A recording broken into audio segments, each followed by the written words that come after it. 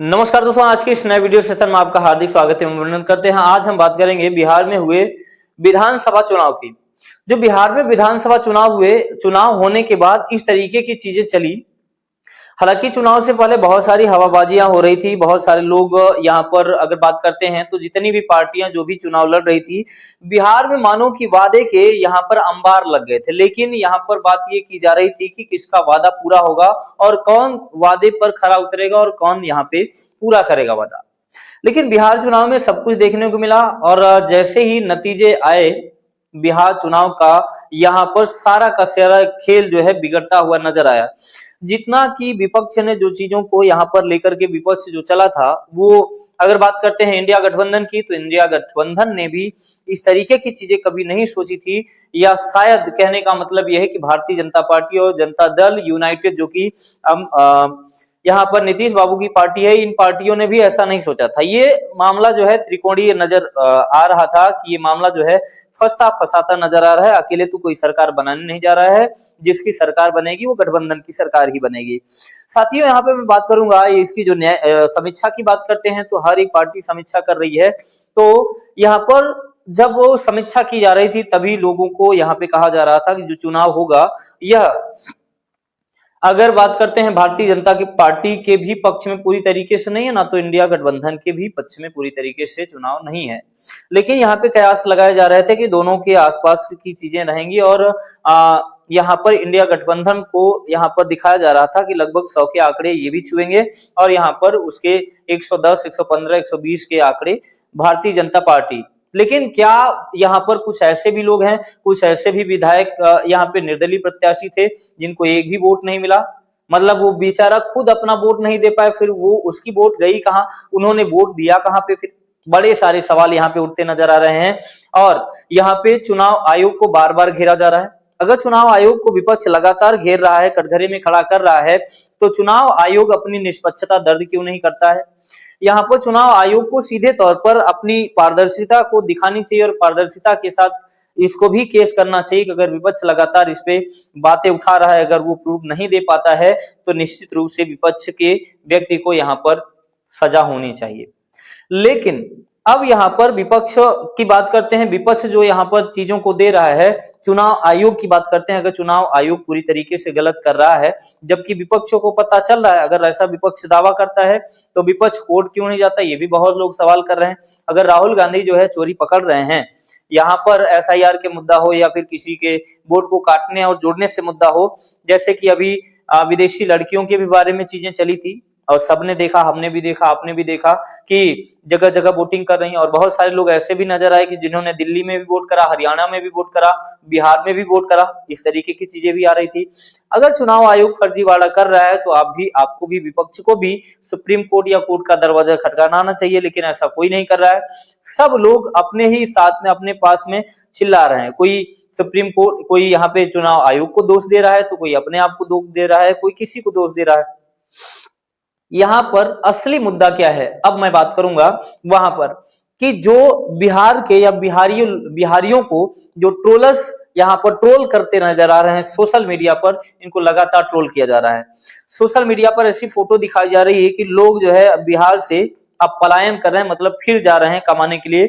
जो छठ पर आए थे, जिनको बुलाया गया था, स्पेशल ट्रेनें लगाई गई थी छठ पर आने के लिए, अब जो है उनके लिए वही ट्रेनें नहीं दी जा रही हैं। कोई जमीन पे बैठ के जा रहा है, कोई कहीं से जा रहा है। तो यहाँ पर लोगों ने ट्रोलर्स की लाइन, ये आप देख पा रहे हैं, ट्रोलर्स ने ये बोला कि भैया चलिए, अब 10,000 लेकर के आपने वोट दे दिया, अब जो है जाइए दिल्ली, बंबई, गुजरात जाकर के कहीं कमाइए। तो क्या वो मुद्दा धराशायी हो गया जो कि तेजस्वी यादव ने मुद्दा उठाया था कि हम घर घर नौकरी देंगे? क्या उस पर लोग यकीन नहीं कर पाए कि घर घर नौकरी कैसे देंगे भाई? फिर सभी लोगों को नौकरी कैसे दी जा सकती है? बहुत सारे लोगों का यह भी सवाल था। लेकिन लोग ये भी तो कर सकते थे, एक बार मौका दे तो सकते थे, लेकिन लोगों ने मौका नहीं दिया। हालांकि ठीक किया, जो चीज अच्छी लगी लोगों ने ठीक किया। लेकिन यहाँ पर ट्रोलर्स ने फिर स्टार्ट कर दिया ट्रोल करना कि भैया नीतीश बाबू ने जो 10-10 हजार रुपए महिलाओं के खाते में दिए थे, उससे सभी अपना वोट बैंक जो है यहाँ पे वोट को क्या कर दिया, बेच दिया। लेकिन इससे पहले जो बिहार की फोटो आई या तस्वीरें आ रही थी, लोग ये बोलते थे कि पैसा भी ले लेंगे, वोट भी नहीं देंगे। क्या वो पैसा वोट में तब्दील हो गया? क्या यहाँ पर बात करेंगे इंडिया गठबंधन अपने चुनावी वादों को जमीन पर नहीं उतार पाई? क्या इसकी वजह थी, या वास्तव में धांधलेबाजी का शिकार हो गया? क्या धांधलेबाजी हो रही है?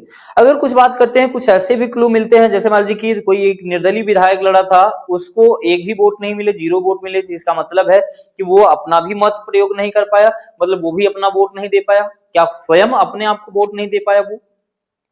ये बड़ा सवाल है और बड़े मुद्दे हैं यहाँ पे।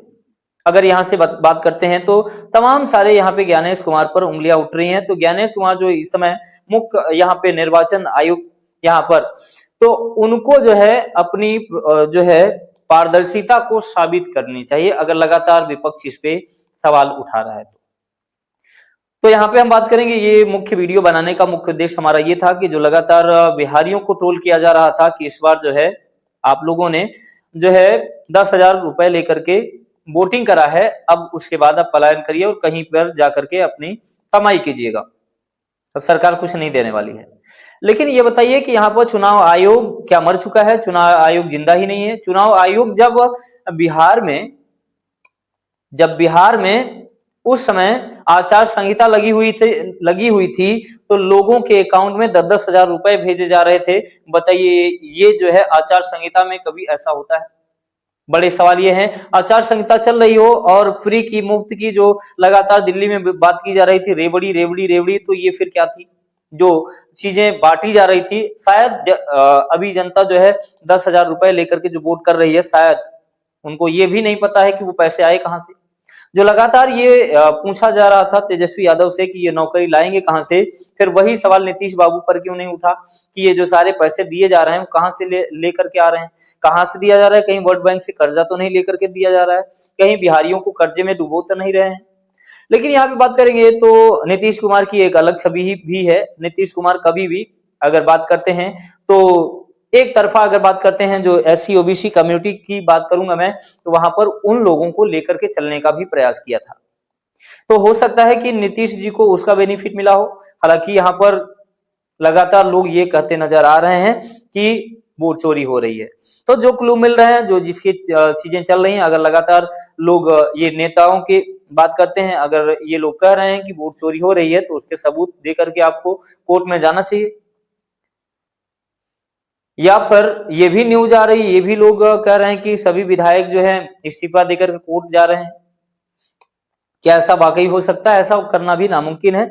लेकिन बात करेंगे कि अगर चुनाव आयोग की यहाँ पर पारदर्शी तरीके से चुनाव आयोग यहाँ पे चुनाव करा रहा है, तो निश्चित रूप से अपनी पारदर्शिता यहाँ पे देनी चाहिए। चलिए, तो आप कितना समझते हैं इस बिहार चुनाव से? आपने क्या देखा? आपको क्या लगता है कि धांधलेबाजी हुई है, या इस तरीके की जीत जो है भाजपा और जेडीयू हकदार थी?